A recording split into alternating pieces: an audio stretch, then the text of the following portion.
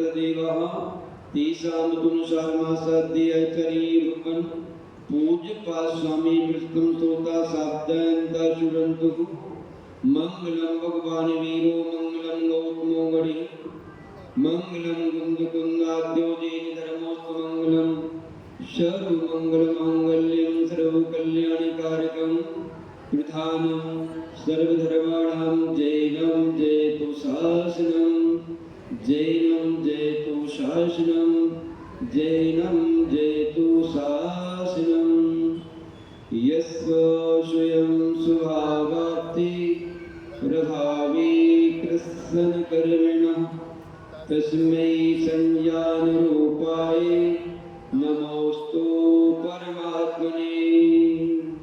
प्रातः स्मरणीय त्रिकाल वंदनीय परम पिता परमात्मा पंच परमेष्टि भगवान की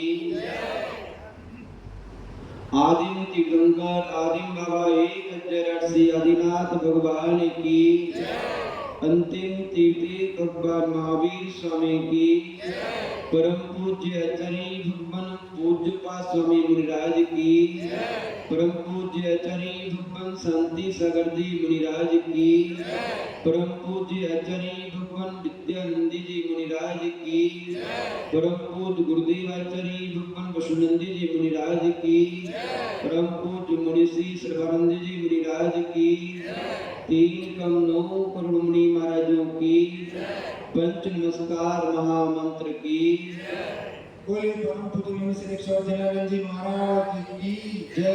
बोले परम पूज्य मुनि श्री जनार्दन जी महाराज की जय। बोले मुनि संघ की जय। आत्म कल्याण के इच्छुक एवं सुख शांति की इच्छुक यहाँ पर उपस्थित धर्म स्नेही भक्तात्माओं, वाचना प्रारंभ करने की पूर्व एवं वाचना सुनने की पूर्व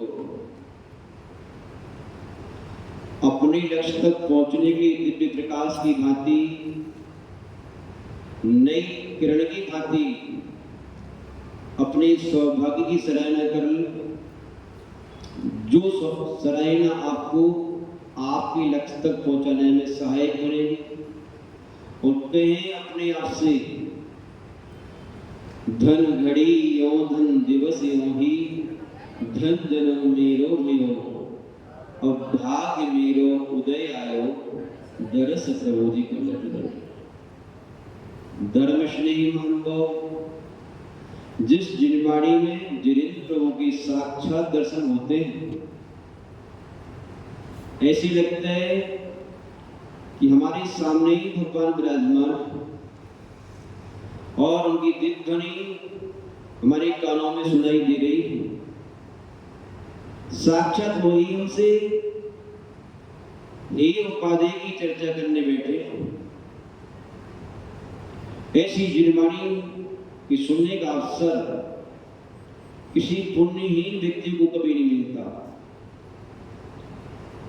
कभी तन काम नहीं करता तो कभी सुनने के लिए मन काम नहीं करता, तो कभी परिवारजन योग नहीं होते तो कभी स्वयं का शरीर योग नहीं होता। धर्म स्नेही मानव हमारे जीवन में ये क्षण मिले हैं, ये क्षण बड़े ही विलक्षण है। धर्म स्नेही मानव आचार्य भगवान पूज्य स्वामी महाराज हम सभी भक्तात्माओं को इष्टोपदेश ग्रंथ के माध्यम से, कौन सा ग्रंथ हो जो आपको आपके इष्ट से मिलाने के लिए कटिबद्ध है, संकल्पित है कि जो इष्टोपदेश की शरण में आया है हम उसको नियम से उससे मिलन कराए बगैर नहीं रहेंगे।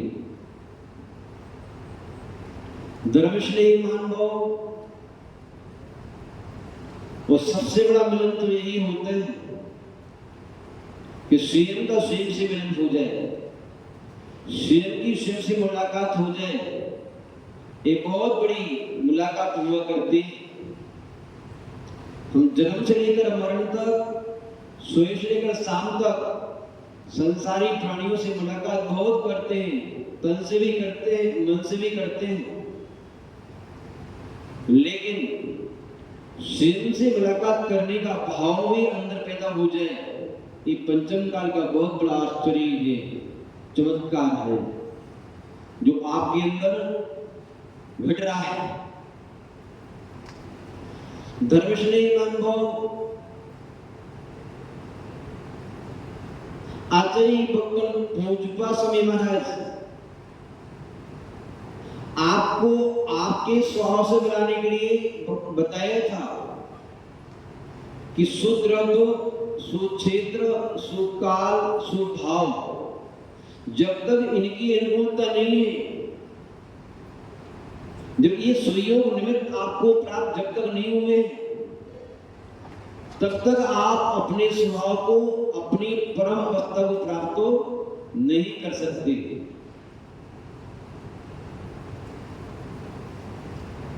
तब तक के लिए हमारे आचार्य भगवंतों ने आपको विश्राम करने के लिए, इंतजारी करने के लिए उस क्षण की एक रास्ता दिखाया था। जैसे आपको स्टेशन पर गाड़ी आने में देरी हो तो प्रतीक्षालय बनाए जाते हैं, ऐसे ही आपको सुंदर प्रतीक्षालय की व्यवस्था बनाई थी कि आप व्रतों का पालन करके क्या करो, देव गति को प्राप्त कर लो, जिससे आपको प्रतिकूलता में रह करके, संक्लिष्टता में रह करके उसकी इंतजारी ना करना पड़े। क्योंकि वरम व्रते पदम देवम नाव्रते व्रत नारकम, व्रतों के साथ धारण व्यतीत किया वो जीवन नियम से इस भक्त आत्मा को देव गति में ले जाता है, स्वर्ग में ले जाता है, वहां की आयु सागरों पर्यंत की है। और ये भी नोट कर लेना, जो अव्रत के साथ में जीवन जीता है तो वह नरक जाता है, वहां की आयु भी कितनी है, सागरों पर्यंत की है। सबसे कम आयु देव गति की भी 10,000 वर्ष की। कितनी आयु?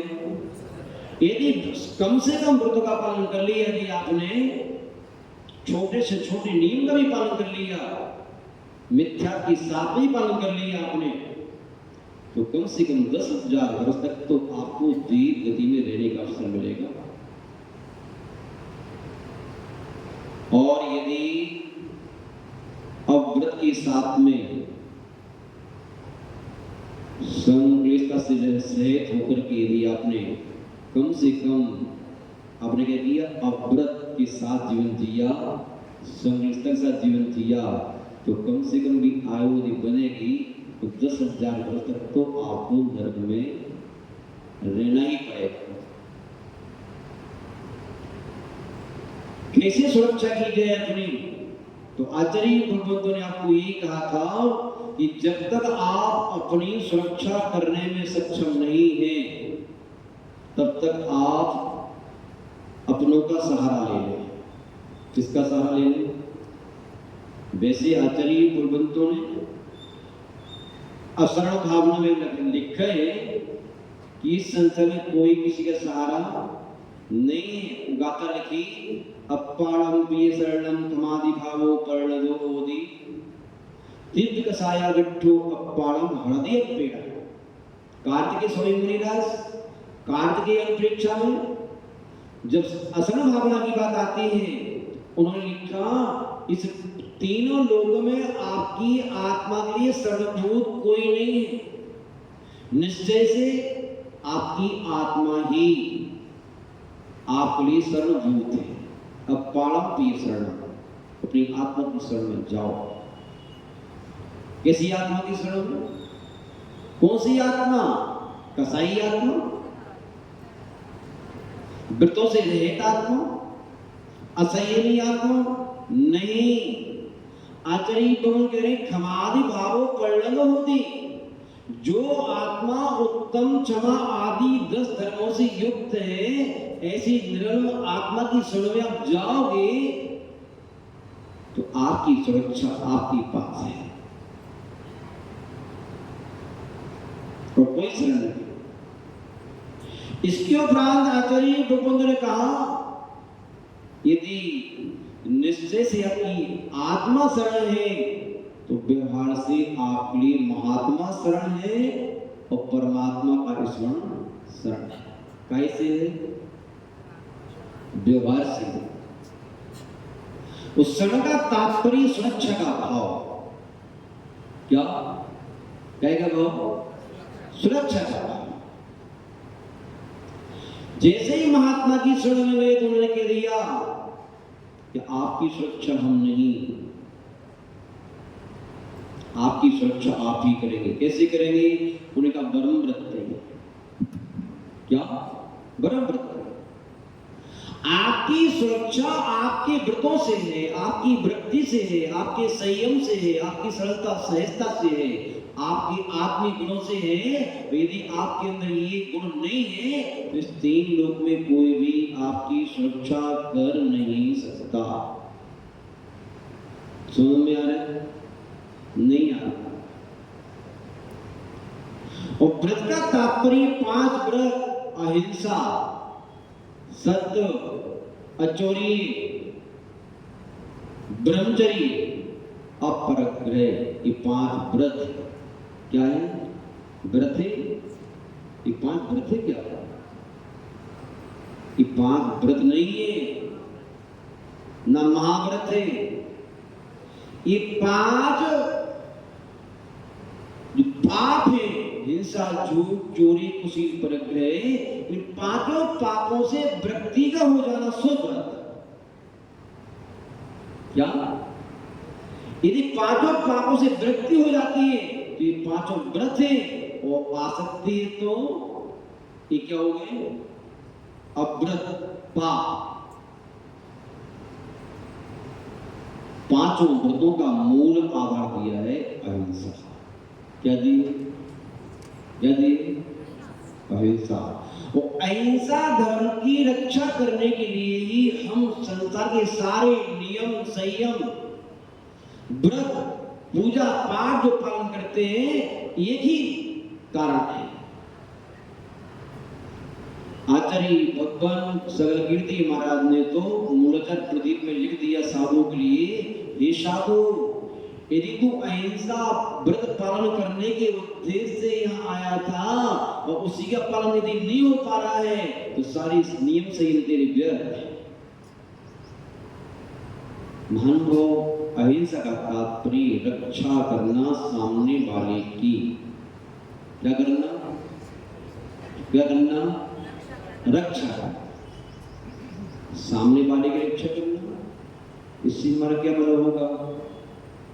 सामने वाले की रक्षा करने से हमारा भला होगा क्या? हाँ, होगा, जरूर होगा। कल कहा था पढ़ने, वृक्ष जड़ में पानी देने से, जड़ में पानी देने से, मूल में पानी देने से फूल फल की उपलब्धि होती है। ऐसे ही आपकी सुरक्षा, सामने वाले की सुरक्षा करने का भाव जो आपके अंदर जीवन थे, उससे आपकी सुरक्षा होने वाली है। सामने वाले की सुरक्षा नहीं, आपकी सुरक्षा समाहित है।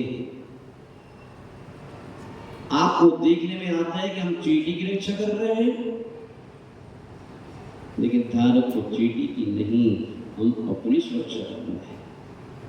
इस चींटी की मरने पर कहीं हम पाप से हमारा भक्षण न हो जाए, पाप की शिकार न बन जाए, इसलिए हम अपनी सुरक्षा के लिए सामने वाले की रक्षा करते हैं। कौन करता है? कौन करता है? जो बुद्धिमान होता है। कौन करता है? जिसकी दृष्टि में निर्मलता होती है वो करता है, और कोई नहीं करता। लोक व्यवहार में भी देखें हम, जब पुण्य के उदय में हमारी हर प्रकार की अनुकूलता है, हम सामने वाले की सुरक्षा कर देते हैं, तो धारणा जितनी व्यक्तियों की सुरक्षा आपके माध्यम से होगी, उतने सुरक्षा गार्ड आपके तैयार हो जाएंगे, न हो जाएंगे है? जब तक आप अपनी सुरक्षा करने में सक्षम नहीं हो, तब तक ऐसा करो, पुण्य के उदय में अपनी सुरक्षा कर्मी तैयार करते रहो। कैसा करके?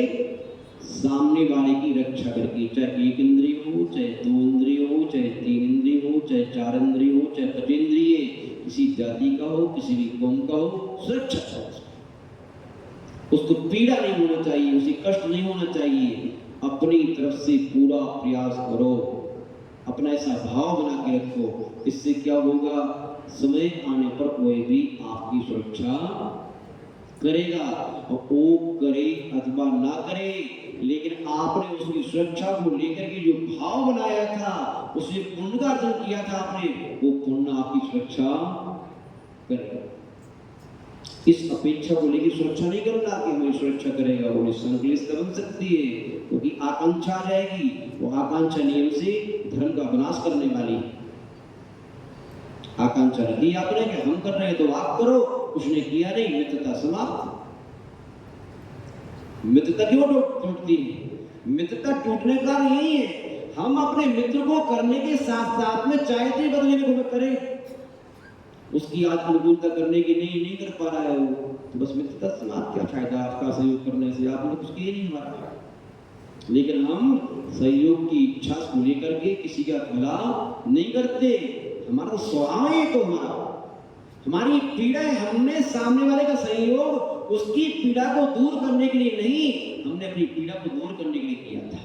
तो अपने किसी जीवात्मा को कष्ट में देख करके हमारा मन पीड़ित था, हमारा मन कब गया था, इसलिए किया था, ना कि इसलिए कि हम कर दें आज तो कल हमारी करेगा। धर्मश्री मांगो, एक छोटा सा दृष्टांत याद आ रहा है, सुना दूं? सही में बीच बीच में क्या होता है, स्टेशनें तो आती हैं छोटी छोटी, नहीं आती हैं, उन पर रुकना भी जरूरी है। छोटे मोटे यात्री जो है आनंद नहीं आएगा। और एक बात भी, दूसरी बात ये भी, पिक्चर के समय बीच में ऐड भी आते रहते ना, हाँ, तो वो ऐड आना भी बहुत जरूरी है। धर्मश्री मान लो, एक वृक्ष से पत्ता टूटा, जब तक वृक्ष में था तब तक सुरक्षित था। कितना तूफान आवे, कितना कुछ भी हो, और वृक्ष के साथ में उसका भी आदर था, उसकी भी इज्जत थी, उसका भी सम्मान था। जड़ में पानी देने पर वो भी हरा भरा रह रहा था। लेकिन उस पत्ती को आया अहंकार में कोई कम थोड़ी हूं, वो झुंझला के टूट गया। और वृक्ष से टूटी हुई पत्ती की जो हालत होती है, वही हालत एक समूह से टूट करके हटने वाले व्यक्ति की होती है। जो समाज से हट जाता है, परिवार से हट जाता है, समूह से हट जाता है, अंदर से हट जाता है और बाहर से हट जाता है, उसके हाथ में मात्र संक्लिष्ट लगती है और कुछ लगता नहीं है। इसलिए कभी समूह से हटने का दुस्साहस मत करना, समूह से मिलके रहना, अंदर से और बाहर से समूह में ही सुरक्षा है। पत्ता टूट गया, जब टूट गया समूह से, फिर दाल रोटी के भाव मालूम चले, नीचे आके सूखने लगा, सूख गया, कालांतर में तूफान आया। क्या आया? यदि वृक्ष की डाली में होता तो कोई उसको उड़ा नहीं पाता, लेकिन क्या वो टूट के गिरा, एक मिट्टी की डेरे के पास गिरा, उसकी आड़ से टिका रहा। तूफान आने को था, पत्ती ने कहा भैया अब तुम जाते हैं, हमारा आपका इतना ही सहयोग था। बोले क्यों? अभी तूफान आ रहा है, पता नहीं उड़ा के कहाँ ले जाएगा, नाली में ले जाएगा, कीचड़ में ले जाएगा, या पहाड़ को ले जाएगा, या किसी घर में ले जाएगा। बस यही हालत हो गया, घर में जाएगा, झाड़ू लगा के बाहर कर दिया जाएगा, अदब को इकट्ठा करके क्या करेगा? आग लगा देगा। ऐसे होता है। तो समूह से टूटता है, उन पत्तों को इकट्ठा करके, जितने पत्ते टूट के अलग होते हैं, सारे पत्तों को समय आने पर इकट्ठा करके आग लगा दी जाती है, जो सारी पत्ती टूट के अलग अलग अलग अलग हो गए। तो जब सामूहिक थे तो व्रत की शोभा बढ़ा रहे थे।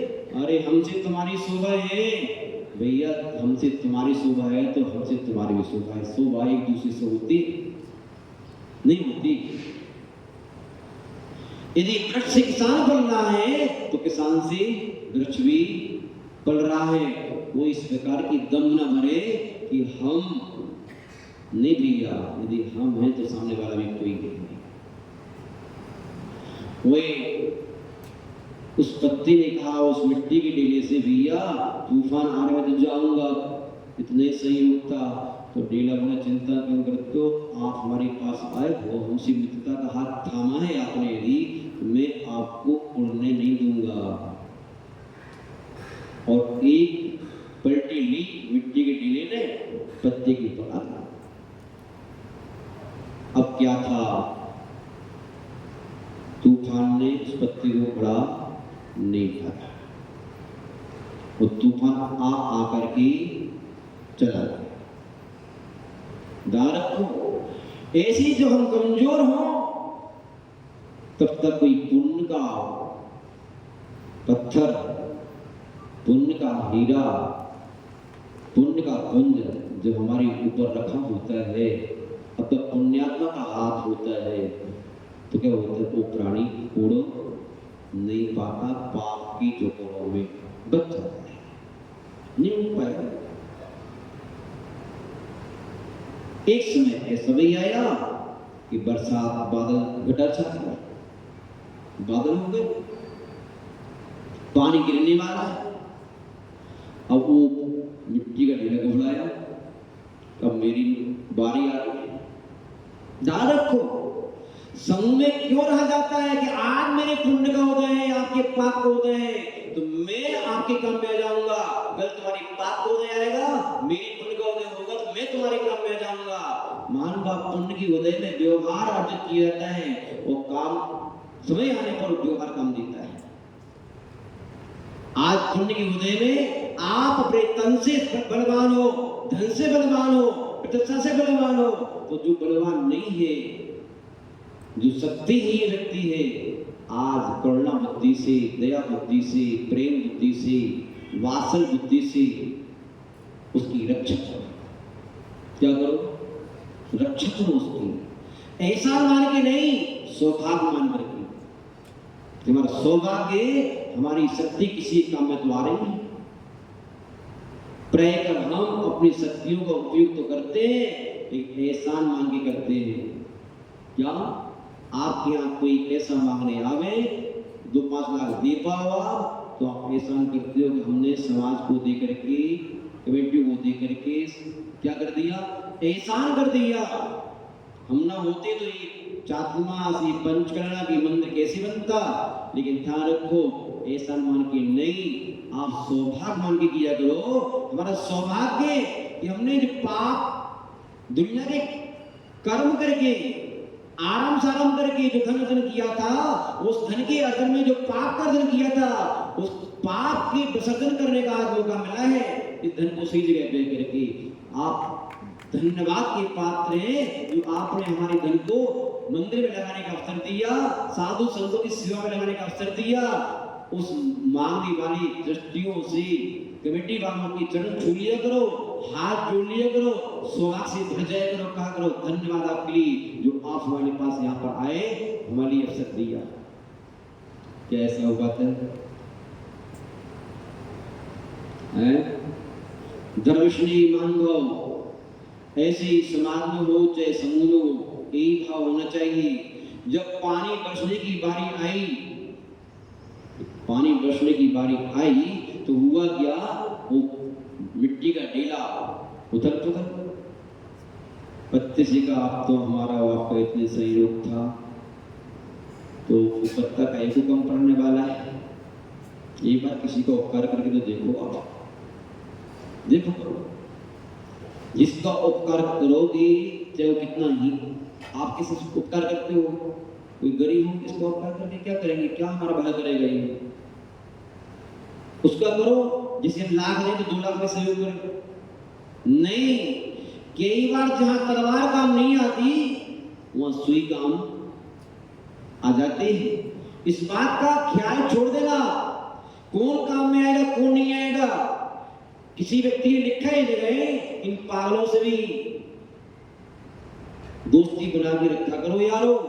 मुसीबत आने पर होशियार सब भग जाते ही पगड़ी काम में आते हैं। वो काबे मुसीबत में छोटा सिक्का काम में आता है। छोटा सिक्का और छोटा बेटा ही काम में आता है।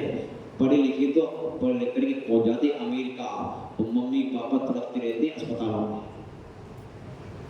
इसलिए आचार्य भगवंत ने कहा किसी को हीन दीन मान करके किसी की उपेक्षा मत करो, उसकी सहयोग करने का भाव रखो। यही तो अहिंसा व्रत है। इसी व्रत को पालन करने का कहा जा रहा है। कहने को तो अध्यात्म है, लेकिन अध्यात्म बिना चढ़ना नियोगी दो कोणी का नहीं है। पूरी आत्माओं की चर्चा करते रहना और कुछ करना धरना नहीं, वो अध्यात्म नहीं, अध्यात्म का नाटक है। क्या है? अध्यात्म का नाटक है। आपके अध्यात्म में परोपकार भी है, संगठन भी है, संस्कार भी है, सत्संगति भी है, क्षमा मार्दव वार्दव सारे गुण अध्यात्म समाहित हैं। संसार के सारे गुणों का पुंज यदि कोई है वो है अध्यात्म। अध्यात्म तब घटता है जब हमारे आत्मा के सारे गुण विकास में आते हैं, तब अध्यात्म घटता है। पूरी अध्यात्म की चर्चा करने से, सुनने से, सुनाने से और बड़ी बड़ी बातें करने से कोई फायदा नहीं है। महानुभाव, इसी बात के लिए दृष्टांत कहा जा रहा है कि उस पत्ते से जैसे कहा मिट्टी के ढेले ने क्या कहा, तो मेरी बारी आ रही है। तो महानुभाव उस पत्ते ने कहा चिंता मत करो, मैं भी आपकी इच्छा जान की बाजी लगा दूंगा, आपको भीगने नहीं दूंगा। उसने पलटी मारी, उसने पलटी मारी, पत्ता ऊपर आ गया। कहाँ गया? ढीला कहाँ गया? ध्यान रखो, रक्षा की इच्छा करके आए हो तो नीचे तो आना पड़ेगा। कहाँ आना पड़ेगा? यदि आप कहोगे हम किसी से कम नहीं है, बल्कि बह जाओगे, तूफान में उड़ जाओगे, कहीं के नहीं रहोगे। इसलिए रक्षा का भाव यदि आप अंदर में है कि हमारी रक्षा हो, तो आप छोटे बन के रहो। क्या बन के रहो? कैसे बन के रहो? नीचे बैठने के तैयार रहो। जो प्राणी अपनी पूज पुरुषों से नीचे और पूज पुरुषों से पीछे रहने का भाव रखता है, हर काम में, खाने में, पीने में, बैठने में, उठने में, चलने में, फिरने में, जो पूज पुरुषों की पूरी बात का ध्यान रखता है, उस व्यक्ति को काल भी उड़ा के ले जा सकता। जिन जिन लोगों ने मर्यादा को भंग कर दिया है, उन्हीं लोगों के कर्म, वो कर्म तो क्या छोटा अदना सा व्यक्ति धूल चढ़ा देता है उस व्यक्ति के लिए। जिस व्यक्तियों ने अपने पूज पुरुषों की आगे आने का भाव रखा, पूज पुरुषों की जो ऊपर आने का भाव रखा, काय में हर क्रम में हम कम थोड़ी है। कोई ऐसी बात कहीं आई तो उड़ गया हो, बचा नहीं है। धर्मश्री महानुभाव, जैसे ही पानी आया, पानी आ करके चला गया, मिट्टी के ढीले को गला नहीं पाया, उसकी सुरक्षा उससे हो गई, उसकी सुरक्षा उससे। समझ में आ रहा है? बस यही तो आचार्य भगवान कह रहे हैं, जब तक आपकी स्वयं अपनी रक्षा करने की क्षमता नहीं है, आप परमात्मा बनने के योग नहीं हो, तब तक व्रत का सहारा लेकर के कुछ समय की प्रतीक्षा कर लो। आप क्या कर लो? रक्षा कर लो, प्रतीक्षा कर लो। आप छत्र के नीचे तो आना पड़ेगा, प्रतीक्षा में नहीं आना पड़ेगा। इस प्रकार छत्र के नीचे आकर के हम पानी से सुरक्षा कर पाते हैं। एक तो होता है छत्र, एक होती है छतरी। क्या होती है? क्या होती है? सुन रहे हो? नहीं सुन रहे हो? एक तो होता है छत्र, एक होती है छतरी। छत्र स्थायी होती है और छतरी अस्थायी होती है। क्या होता है? छत्र स्थायी सुरक्षा है और छतरी अस्थायी सुरक्षा है। जब तक आपको सिद्धालय का छत्र नहीं मिल रहा है, परमात्मा का छत्र नहीं मिल रहा है, तब तक पुण्य कर्म की, शुभ कर्म की छतरी को लेकर के स्वर्ग में बैठो। नहीं मानती छत्र मिलेगा तो ही हम शरण में जाएंगे, छतरी की शरण में नहीं जाती। भैया छतरी की उपेक्षा करोगे तो छत्र तक कभी पहुंच नहीं पाओगे।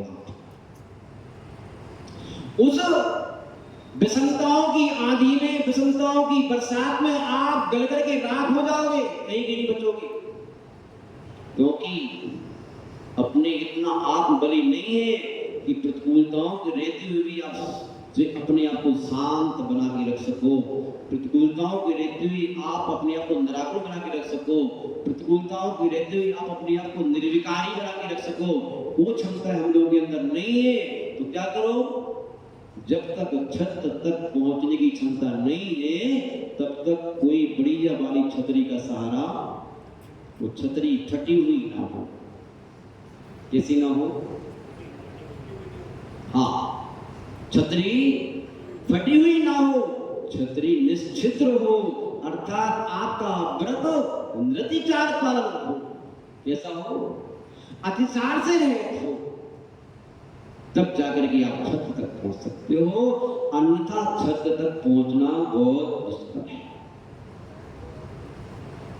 आचार्य भगवान कितनी निर्बल सोच को लेकर के अपनी यात्रा कर रहे हैं, तो आपको कहां ले जाना चाहते हैं, कितने छोटे छोटे उदाहरण धर्मश्री ही मान को आचार्य भगवान बता रहे हैं कि ये व्रत आपको कहीं से कहीं तक हानिकारक नहीं,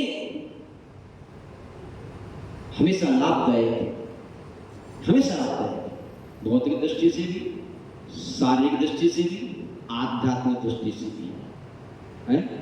देखो अपन ने कल उदाहरण पढ़ा था परसों कि महाराज श्रेणी जो 15 साल का भी जो था, व्रत का सहारा लेकर के कहां पहुंच गया, कहां पहुंच गया, स्वर्ग पहुंच गया। इसके पहले मांसाहारी की अवस्था में उसके अंदर में योग्यता नहीं थी कि सम्यक भी प्राप्त कर ले, इतना विक्षिप्त था, इतना अशांत था, इतना आकुल व्याकुल था, इतना गिरा हुआ था, अनुकूलता नहीं थी कि सम्यक को प्राप्त करने की एक योग्यता होती है। और उसने क्या किया, छोटे से व्रत को धारण करके स्वर्ग पहुंच गया और वहां पहुंच करके शांति पूर्ण जीवन दिया।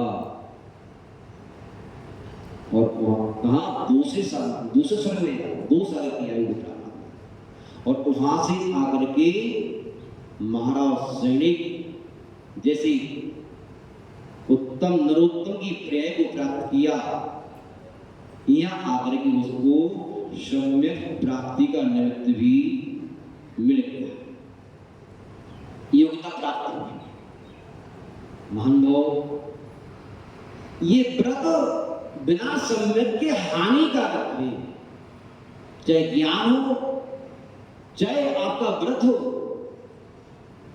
लेकिन ये बात भी है कि बिना सम्यक के भी व्रतों को धारण कर लिया आपने तो ध्यान रखना, ये व्रतियों की संगति में आपको रख करके आपके अंदर सम्यक पैदा करने की योग्यता हासिल करा देते हैं, सौम्य करा देते हैं, और उस सम्यक का प्रवेश हो जाना ज्ञान और चारित्र में, वहीं से आपका मोक्ष मार्ग प्रशस्त होने लगता है।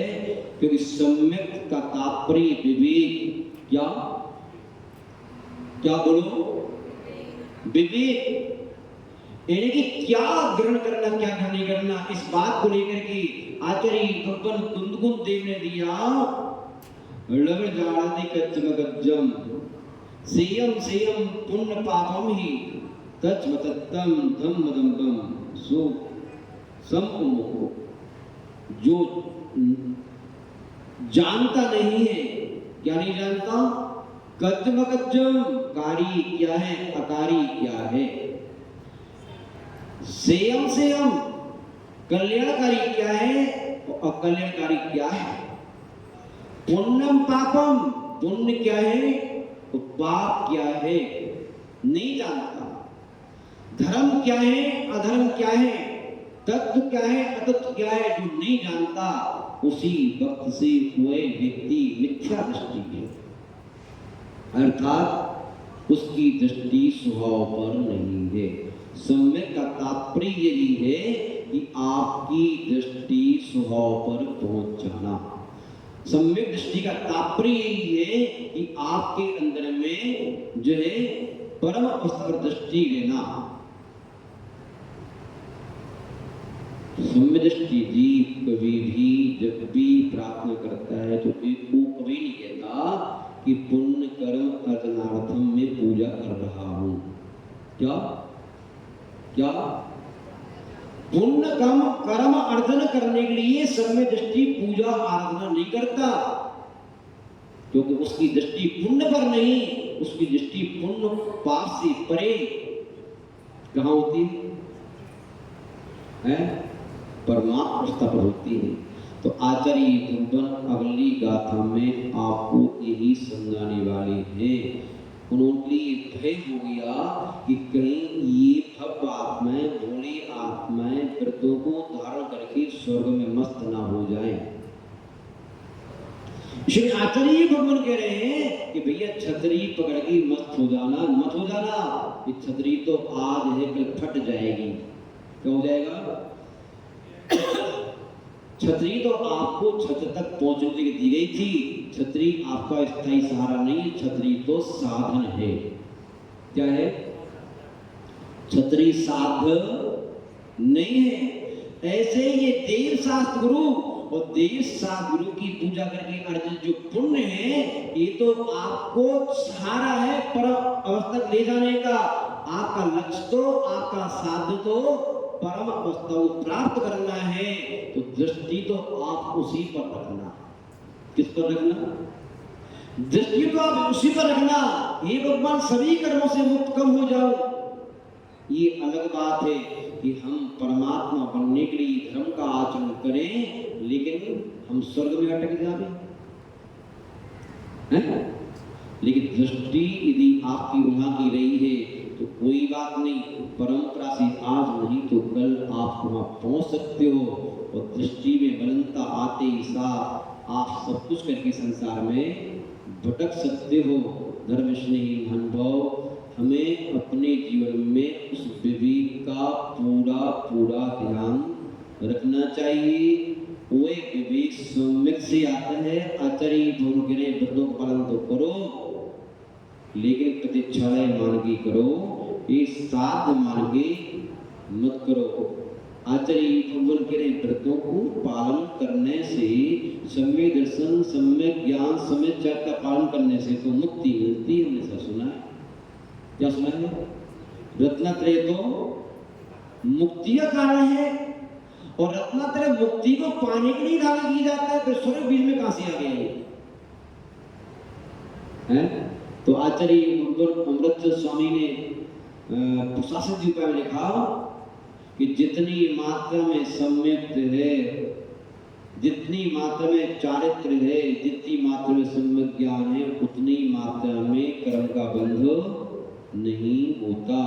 जितनी मात्रा में आपका राग है, उतनी मात्रा में कर्म का बंध होता है। उससे आप स्वर्ग पहुंच जाते हो। क्या हो जाता है? स्वर्ग पहुंच जाते हो। लेकिन उस स्वर्ग कैसा है, कोई लक्ष्य क्या बनाना चाहिए? बता रहे हैं उन भावों के प्रति। सम्यक दर्शन का तात्पर्य भाव है। बोलते नहीं, ये बार अभी कल सुन रहे थे हम ध्यान से महाराज जी को, बहुत अच्छी बात कही उन्होंने। वो बता रहे थे, बोलते हमारा जाप करने भाव लगता, पूजा में भाव लगता, ऐसी मत बोला करो। भाव का तात्पर्य सम्यक दर्शन। भाव का तात्पर्य सम्यक दर्शन, अर्थात आपकी दृष्टि में निरंतरता आना, आपकी दृष्टि उस परमात्मा अवस्था पर होना, आपकी दृष्टि शुद्ध पर होना है। सम्यक दर्शन का तात्पर्य है दृष्टि शुद्ध पर होना, अशुभ से हटना, शुभ में लगना और दृष्टि शुद्ध पर रखना। ये सम्यक दृष्टि का क्या है? लक्षण है। जो अशुभ से तो हट गया, कह के हट गया, पाप करोगे तो डंडे पड़ेंगे, भय की मारे अशुभ हट गया। और पुण्य कर रहा है क्यों? मेरे अच्छा शरीर मिलेगा, अच्छी पत्नी मिलेगी, अच्छी आंखें मिलेंगी, अच्छा ज्ञान मिलेगा, अच्छा स्वर्ग मिलेगा, इसलिए हट गया। तो अभी वो सम्यक दृष्टि क्यों? उसने व्रत आचरण के बदले अभी भी संसार ही मांगा है। मुक्ति नहीं मांगी, अभी उसकी दृष्टि में निर्बलता नहीं आई। स्वयं में दृष्टि भले ही व्रत का आचरण करके स्वर्ग पहुंच जाए, अलग बात है, लेकिन मांगेगा वो क्या? मांगेगा वो मोक्ष। और मुझे ये नहीं चाहिए, मुझे तो मुक्ति चाहिए। तो यही आचरण बन के रहे, व्रतों का आचरण तो करना, भले ही स्वर्ग पहुंच जाओ, लेकिन दृष्टि कहाँ रखना।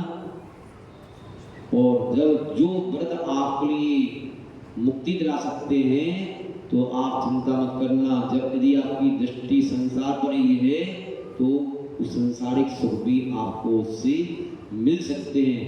ऐसी गाथा यहाँ पर अगली गाथा में बोल रहे हैं, शास्त्र निकालने, फिर 5 मिनट बाकी है। उस गाथा को पढ़ के अपन जो है उसका थोड़ा सा समझ लें, तो अपन प्रार्थना को विराम दे दें। यत्र भावा शिवं दत्ते, यत्र भावा शिवं दत्ते, धौ किए दूरवर्तने, यो नयत्यासु गव्योतिम, यो नयत्यासु गव्योतिम, क्रो सार्धे किम ससेदते। पढ़िए।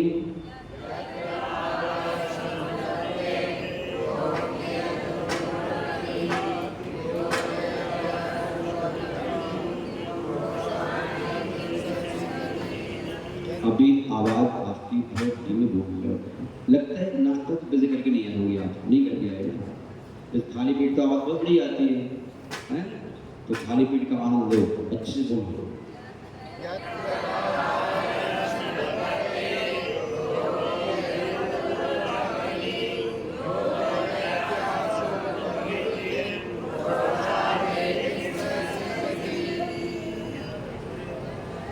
अभी आनंद नहीं आया, एक साथ पढ़ो, आप सभी पढ़ो, हम देख रहे कौन कौन पढ़ रहे हैं।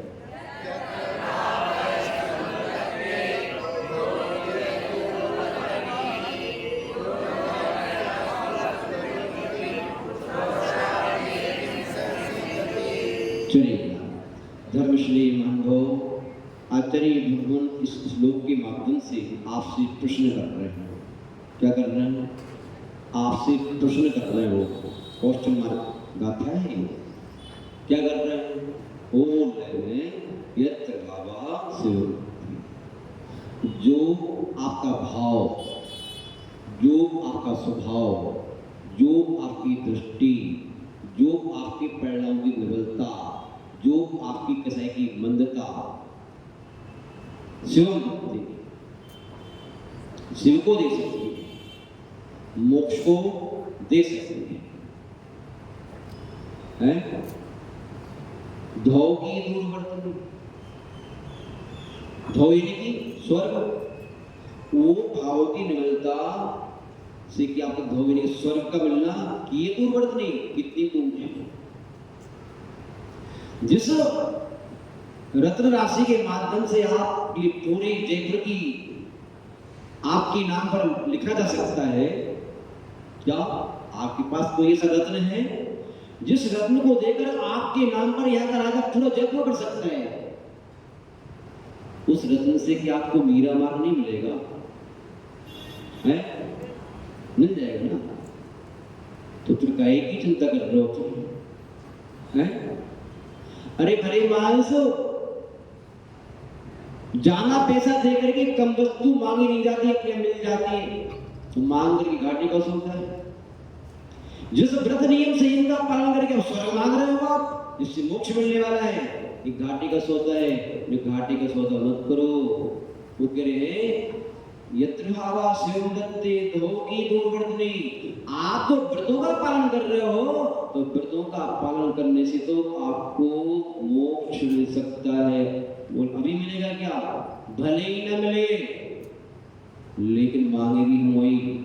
इस सामने वाला उस व्यक्ति हमारी वस्तु को दान नहीं दे रहा है, तो मैं मांगने से क्यों चूकूं? और ठीक कई बार क्या होता है, जब बाजार में लेनदार व्यक्ति कम होते हैं तो कई बार कम भाव में वस्तु बेच दी जाती है, ऐसा होता है। तो ग्राहक कम हो, आज तो पंचम काल है, तो पंचम काल में आपकी रत्नत्रय की कीमत जो मिलना चाहिए वो देने का न काल है, न द्रव्य है, न क्षेत्र है, न भाव है। अभी आपकी रत्नत्रय के भाव घटे हुए हैं। क्या है?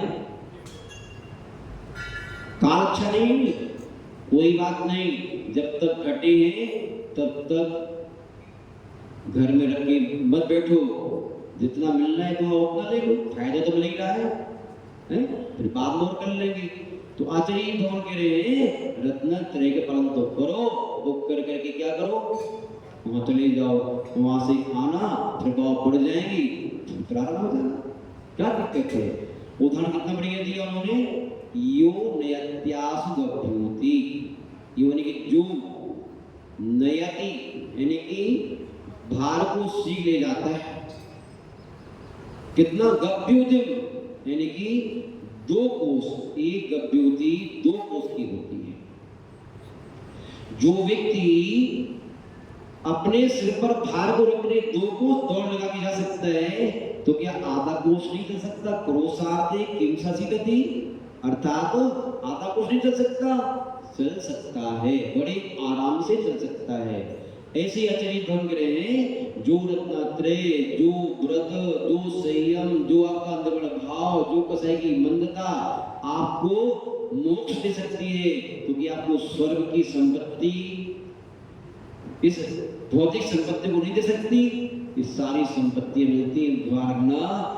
एक जैन सिद्धांत का, कर्म सिद्धांत का नियम है, जब भी कोई व्यक्ति तप करता है, त्याग करता है, व्रत का आचरण करता है, तो सर्वप्रथम पहले पाप प्रकृतियों का नाश होता है, पुण्य प्रकृतियों का नाश तो एकदम बाद में होता है। पहले क्या होता है? पहले पाप प्रकृतियां जाती हैं, और पाप प्रकृति जाकर के जो आपकी प्रतिकूलता जो थी, सारी प्रतिकूलता से आपके जीवन को भर देता है, वो पुण्य, क्योंकि पुण्य बचता है फिर तो उत्तम विभूति, उत्तम शरीर, उत्तम सब उत्तम होता है। और फिर प्राणी जब उस उत्तम विभूति को प्राप्त कर लेता है, तो तब जाकर के फिर किसी साधु के निमित्त जाकर के मुनि सूरज कथनी किरणावली लगत भ्रम बदुपान, उसका भ्रम का भूत उतर जाता है, और पुण्य को भी पीछा करके, पुण्य के फल को भी कुछ सोचता नहीं है, वह अंतर्मुखी होकर के साधना लग जाता है, उस परम अवस्था को प्राप्त कर लेते हैं। मान वो समय हो चुका है, बस हमें यहाँ आकर के यही समझना है कि अपने जीवन को बिना व्रत नियम संयम के नहीं निकालना है। सभी मानवों को अपनी अपनी योग्यता के अनुसार, अपनी अपनी शक्ति के अनुसार छोटे बड़े नियम से लेके रखना है। आप, हम तो ये कहते हैं, आप उपास नहीं कर पाते मत करो, आप जो है एक आसन करो, एक आसन नहीं कर पा रहे मत करो, कम से कम अष्टमी चतुर्दशी के दिन भाई 2 टाइम खाओ, नहीं खा पाते नहीं बनता 3 टाइम खाओ, 4 टाइम खाओ, 5 टाइम खाओ, बन दो। आप कहीं 5 टाइम खाने का नियम है, कोई बात नहीं, 5 की कमी तो करी आपने, 10 टाइम खाते थे आप, 5 की कमी है आज, कल 4 हुआ, फिर 3 हुआ, करते करते 1 कह जाओगे, करते करते 5 होने लगेंगे। क्या आज वैसे ही कर दिया है क्या? महान भाव, हमारा आपसे कहना है, कुछ ना कुछ नियम संयम से अपने आप को बांधो। ये बंधन आपको कर्म के बंधन से मुक्त करने में सहायक होगा। ये नियम संयम से बंधे बिना हम लोग कर्मों के बंधन से मुक्त नहीं हो सकते। व्रत से ही मान लीजिए वृत्ति हो गई तो फिर ध्यान रखना, संसार के रास्ते सारे आपके खुले हैं। व्रत से वृत्ति नहीं करना है, पापों से वृत्ति करना है। बस इतना ही कहकर अपनी वाणी को विराम। जिन वाणी स्तुति करने के लिए आप लोग हाथ जोड़ के खड़े हो जाएं। जिन वाणी के ज्ञान से सोजे लोकालो, सो वाणी मस्तक धरो सदा देते हो। हे जिन वाणी भारती कोई जपो दिन रे, जो तेरी शरणा गए सो पावे सुख चैन।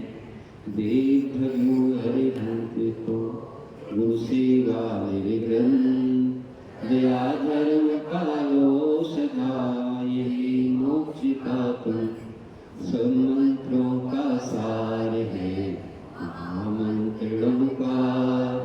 याते हम सब मिल पे नमोकार नमोकार मंत्र। धर्मश्री मंगो आज के मुख्य श्रोता छोटे से धर्मसभा के मुख्य श्रोता बनकर के दीप प्रज्वलन करके चित्त अनावरण करके और तपोधन मुनि महाराजों के पाप उच्चारण करके इन्होंने जो सौभाग्य प्राप्त किया है, भगवान से ही प्रार्थना है इनकी जीवन के अंतिम क्षण तक की क्षमताएं बरकरार रहें, इनकी पांचों इंद्रियां धर्म धारण करने की बनी रहें और जीवन के अंतिम क्षण तक ऐसे धर्म आपस जुड़े रहें। इसी मंगल भावना के साथ में इनके लिए बहुत बहुत आशीर्वाद। कल आचार्य विद्यानंदी महाराज का 52वां मुनि दीक्षा दिवस है। क्या है? मुनि दीक्षा दिवस है, तो उनकी मुनि दीक्षा दिवस को की भी याद करना है। कल ध्यान रखेंगे। और चारण चक्रवर्ती शांति सगन महाराज जी का 152वां क्या है जन्म दिवस है, साथ में है, तो उनका जन्म दिवस, उनका दीक्षा दिवस, परम तपस्वियों का जन्म दिवस दीक्षा पर कल मनाएंगे ठीक से। महान भाव आज के पुण्यार्चक अंकुर जी, अरुण जी शाह, इन महान भावों के लिए बहुत बहुत आशीर्वाद। इसके साथ साथ अपने भी जो काल चातुर्मास प्लस की स्थापना हुई आज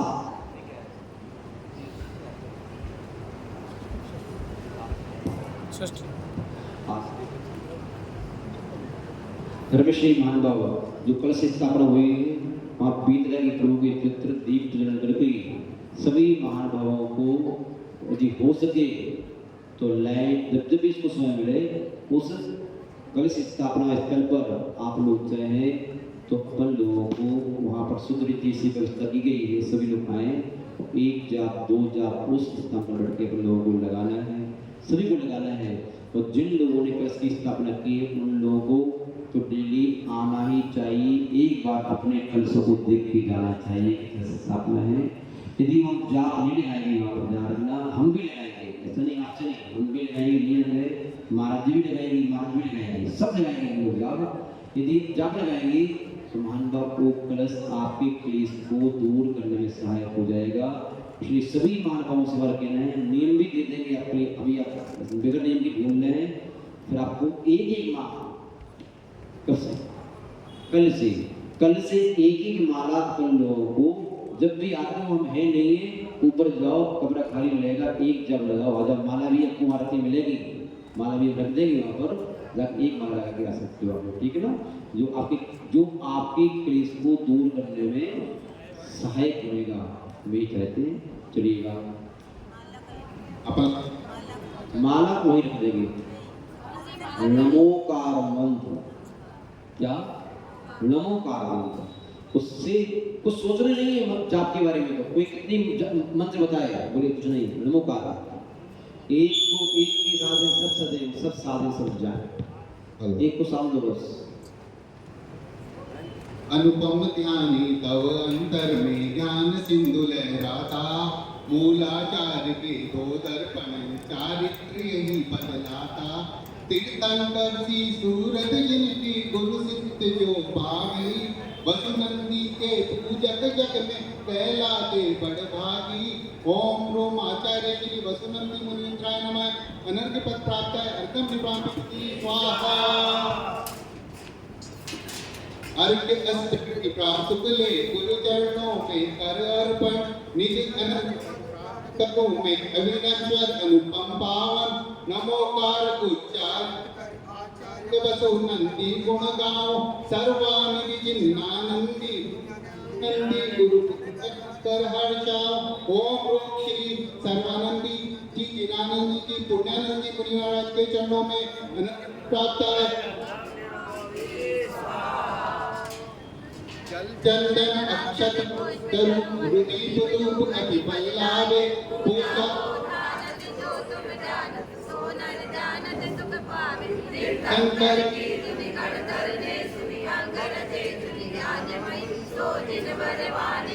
सुख